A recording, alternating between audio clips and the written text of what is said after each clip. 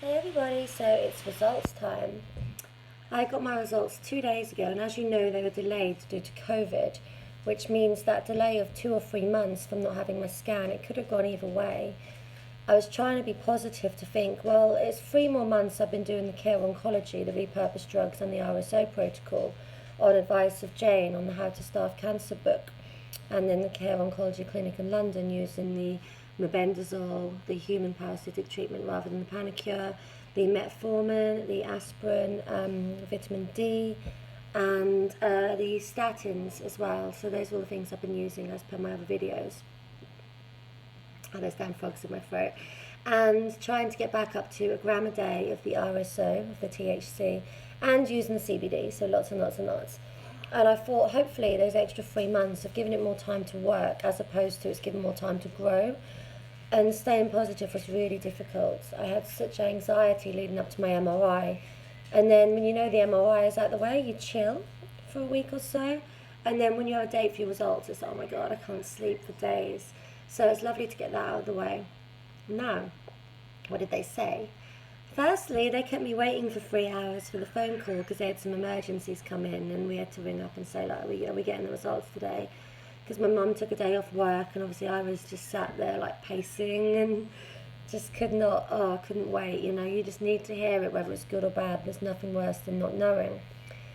And the phone call, my oncologist finally rung and she goes, it's good news. And I'm like, never heard that before. All I've ever heard is it's progressing, it's progressing, it's progressing.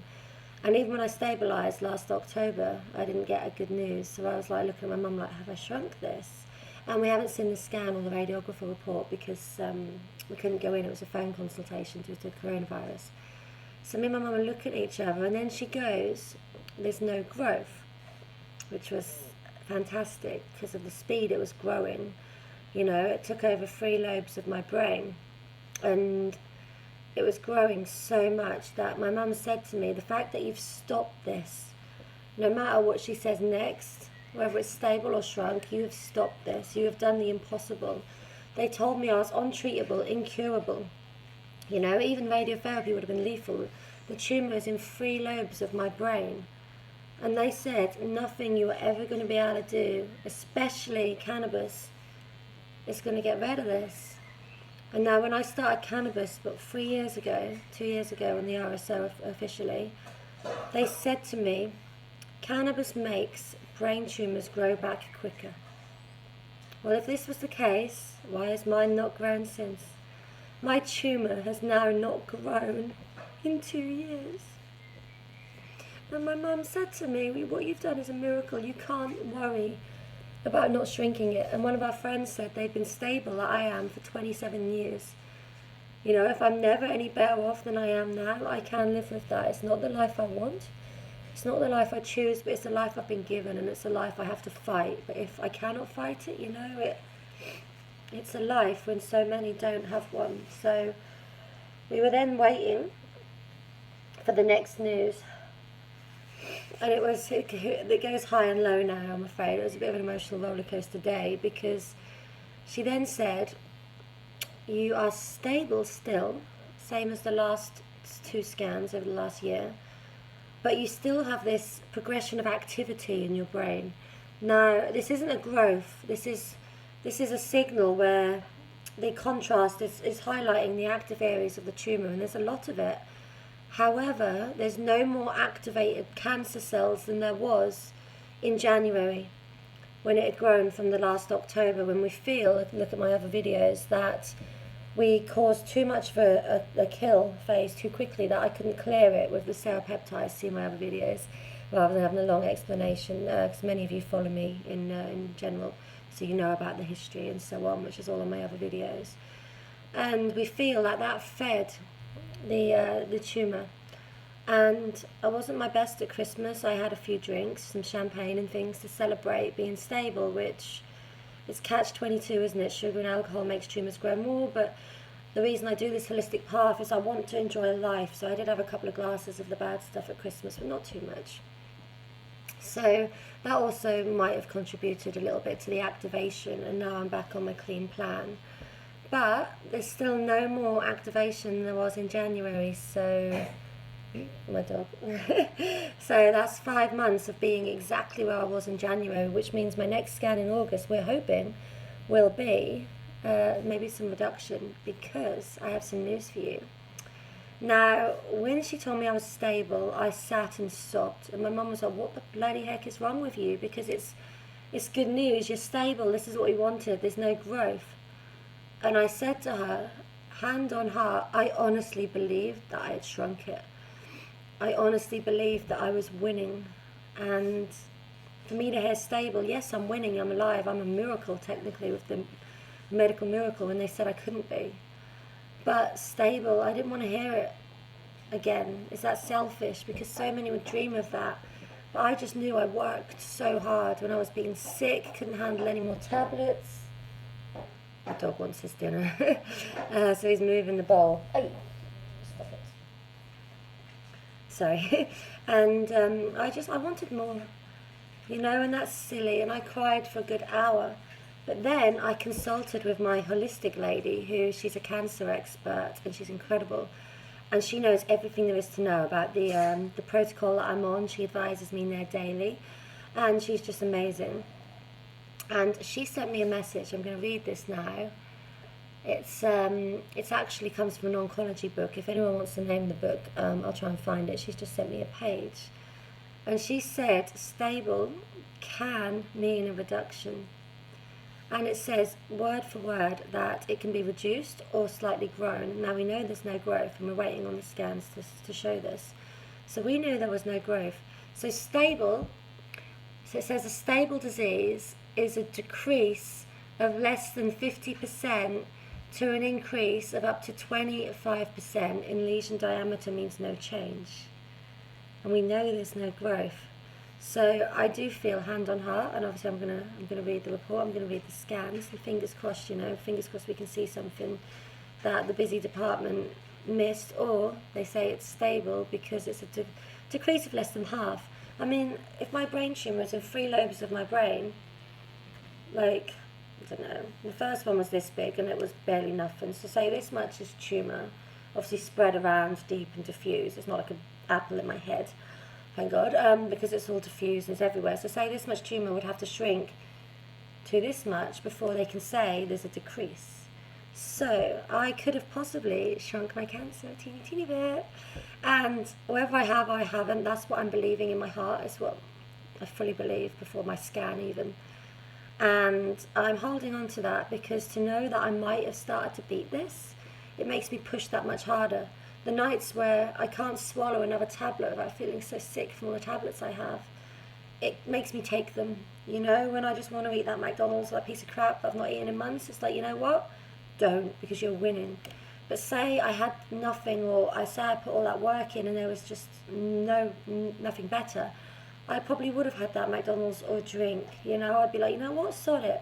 I'm dying anyway, just let me have the tasty treats.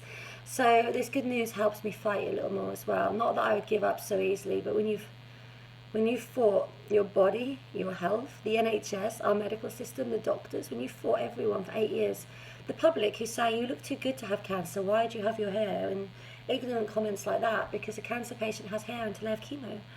And stuff like that. When you have to fight all of that, it can be hard to fight your own life. So hopefully there's a shrinkage. And as some of you know, with the RSO, on a scan, so say my tumour is this big, the RSO will not shrink the outside of the tumour, it will shrink from the inside of the tumour. So on a picture, it looks like a tumour has a tumour, because the apoptosis, however you say it, it's the cellular death of the tumour, it starts from the inside. So the tumour is always going to be the same mass until you've cleared it. So I'm holding on to that as well. And my scans in August, well, these scans we're checking carefully, because some doctors don't know what this looks like. And the scans in August, I really, really do feel I might have started to beat this. And then I realise if I haven't, if I have one more year like I have now, then I am so, so blessed. And I am so, so happy. But after all these years, 8 years, it would just mean the world to me to just hear that I'm on the other side of this. I'm starting to get better. And as you know, Addenbrooke's Hospital didn't tell me my cancer was progressing for 5 years. And that makes me think the first year, the second year, the third year, I could have maybe beat it. It wasn't that big. What I've done now could have shrunk it, but now it's in 3 lobes of my brain, grade 3 or 4, they say, that without a biopsy they don't know, but due to the sheer mass of it and how fast it grew, and we could have killed it then. And my old hospital possibly have taken my life, because I might never get better than I am today, but I have to be grateful to be alive. And I have to thank God that I'm alive, and thank everyone who's helped me on my holistic journey, from the fundraisers to you guys supporting me, to my long-suffering mother who's put me first before herself for years. And I must be grateful and thankful to them, and I must live the best life I can for all of them and for myself. But not only that, yesterday I found out that they didn't just kill me at the hospital. They made me technically infertile, in the sense that I can't really ever have a baby right now because of what they've done to me. Because I was then getting set up for my IVF. I'm 37 nearly, so I'm not the youngest to have kids anyway. My body's very fit and healthy. But they were doing the IVF just in case this starts to turn the wrong way, and I do need the chemo, which would destroy me to have, because I don't believe in it. But if a science proves I have to have it, I will. I won't do that to my mum. I'll take a longer life, a lesser quality of life, just to be there for her. And the IVF yesterday, after a couple of months of organising, turned round and said, due to the pressure in your brain, we cannot do an anaesthetic or sedation on you. And I said, well, I've had operations, anaesthetic, sedation in the last few years. And they said, we can't risk it due to the pressure in your skull. So I said, are you telling me that I can no longer have IVF?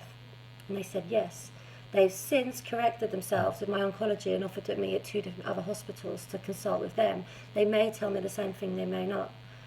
But then yesterday I just thought, I'm never going to have a family because I can't even have IVF. And so I did more research on brain tumours and fertilities, because obviously if I was pregnant I couldn't have the MRI. 3 MRIs I would miss. And in that time the cancer could kill me. And I have friends, if they've done that, they've got pregnant accidentally and the tumours killed them. And according to my research, with the type of tumour I have, 6 out of 8 people who got pregnant, the pregnancy hormones, it made their tumour grow. And if I had a small tumour like I did 8 years ago that got taken out by surgery, okay, might not kill me in those 9 months, and then after the baby's out you have chemo, blah blah blah. However, with how big and how vast my tumour is, there is no room for growth in my brain. There is no room for growth for what that would destroy me, my speech, my vision. Where my tumour is, everything would go. And it would likely kill me. And then I leave a baby, an orphan, and leave my partner. And how could I ever do that to them? And so I had to have a big conversation with my partner yesterday to say, does he really want kids? And he does, he's a family man. And I've said, well, these are the options. I shrink it enough to have IVF, which I hope I can do. Because if I shrunk it enough that I never needed chemo, never needed IVF, that also those hormones could bring it back. So really a natural pregnancy, or even implanting my own eggs in myself, is a no-go now. I'm too far gone. And I'm not a total family person. I have my partner's siblings, and I have all my little academy children in my model academy I run. And they're my babies. I look after them, I love them, I cuddle them, and I treat them like they're mine. But at the same time, I still have so many career aspirations to do if I were to get my life back, and my filming and acting and stunts back. If I were to get all that back, that's what I want to do for a good 10 more years before I think about children. And there's always adoption and stuff, but many women who are in my position, that could destroy them. And then I got a phone call 2 hours later from oncology to say, actually, they've offered me these other areas, which they hadn't. So Mum's consulting with them to see if we can go through with IVF, because even like right now, for me, kids are not a priority. They might be in the future. And I feel that I would regret not having them later on. So anyone with brain tumours who are undergoing chemo, do take your IVF. They only give you 3 chances. If you reject it, you no longer get it. And they've said I've done 2 rejections now, and I haven't, because they rejected me. So a lot of tears yesterday, so now finally able to give you all my good news today. Stable, no growth, and really ecstatic that I might have shrunk it. And I'm going to work so hard for August, that hopefully this lockdown will be over. I'll get good news and I can just go off a plane, go on holiday and just enjoy some life, because this year has been taken away from all of us. But for terminal cancer patients, you feel differently, you know, when the whole world is on lockdown, but you're already on lockdown, you already have this limited time in which to live your life and have fun. And